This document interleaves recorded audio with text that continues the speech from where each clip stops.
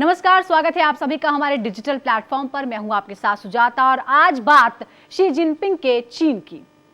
भारत का पड़ोसी देश जहां साम्यवादी तानाशाही सरकार है, जहां पर किसी की व्यक्तिगत स्वतंत्रता, निजता, यहां तक कि मानवाधिकारों के भी कोई मायने नहीं है, जहां सरकार का विरोध करना मना है, जहां सरकार की नीतियों की आलोचना आप नहीं कर सकते, कोई आवाज नहीं उठाई जा सकती, वहां शी जिनपिंग के खिलाफ न सिर्फ नारे लगाए जा रहे हैं बल्कि तख्ता पलट की खबरें भी सामने आ रही हैं। जी हां, इन खबरों ने सबको हैरानी में डाल दिया है, क्योंकि कई लोग हैं जो चीन सरकार की आलोचना भी कर रहे हैं और सवाल उठा रहे हैं, साथ ही ये मांग कर रहे हैं कि राष्ट्रपति शी जिनपिंग को उनके पद से हटा दिया जाए। और ये सब कुछ तब हो रहा है जब शी जिनपिंग लगातार तीसरी बार देश का राष्ट्रपति बनने की तैयारी कर रहे हैं। इस बीच तख्ता पलट की खबरें आ रही हैं जिसने पूरी दुनिया को हैरानी में डाल दिया है। चीन जहां पर मीडिया और सोशल मीडिया पर पूरी तरह से नियंत्रण रखा जाता है, वहां भी विरोध के सुर मुखर हो रहे हैं। दरअसल बीजिंग की अगर हम बात करें तो बीजिंग के सिटोंग ब्रिज पर दो बड़े बड़े बैनर लगाए गए हैं। उन बैनर पर लिखा है, कोविड टेस्ट को ना बोलो, खाने को हाँ बोलो, लॉकडाउन को ना बोलो, आजादी के लिए हाँ बोलो, झूठ को ना बोलो, सम्मान को हाँ बोलो, सांस्कृतिक क्रांति को ना बोलो, रिफॉर्म को हाँ बोलो, महान नेताओं को ना बोलो, वोट के अधिकार को हाँ बोलो, गुलाम नहीं नागरिक बनो।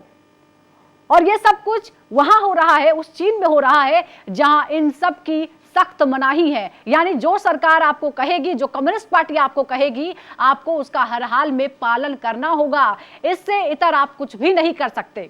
इधर चीन की ही एक सड़क पर ऐसा भी बैनर लिखा है जहां पर लिखा है, स्ट्राइक पर चले जाओ, सरकार का विरोध करो, शी जिनपिंग गद्दार है, उसे हटा दो। और अब ये सिर्फ कुछ बैनर की बात ही नहीं है, दरअसल बैनर तो इक्का दुक्का ही लगे हैं, लेकिन जिस तरह से सोशल मीडिया पर इससे समर्थन मिल रहा है, जिस तरह के रिएक्शन आ रहे हैं, जिसमें आई सॉ इट ट्रेंड कर रहा है, यानी मैंने उसे देखा, यानी वो जो पोस्टर्स हैं, जो बैनर्स हैं, उसे हजारों लाखों लोगों ने देखा है और वो उसका समर्थन करते हैं। और ये जाहिर तौर पर कम्युनिस्ट सरकार और शी जिनपिंग के लिए बहुत बड़ी चिंता का कारण बन सकता है।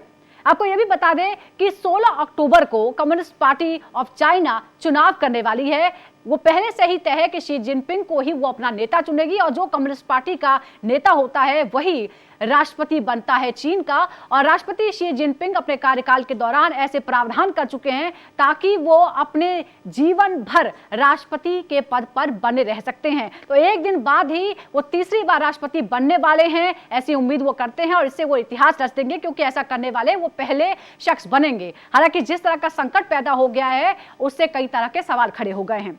आपको यह भी याद दिला दे कि दरअसल एससीओ समिट में आखिरी बार शी जिनपिंग को किसी सार्वजनिक मंच पर देखा गया था। उसके बाद से वो कहीं नजर नहीं आए और उसके बाद इस तरह की खबरें सामने आने लगी कि शायद सेना उनके खिलाफ तख्ता पलट करने की तैयारी कर रही है और अब सड़कों पर लोगों का उतर आना और भी इस मामले को गंभीर बनाता है।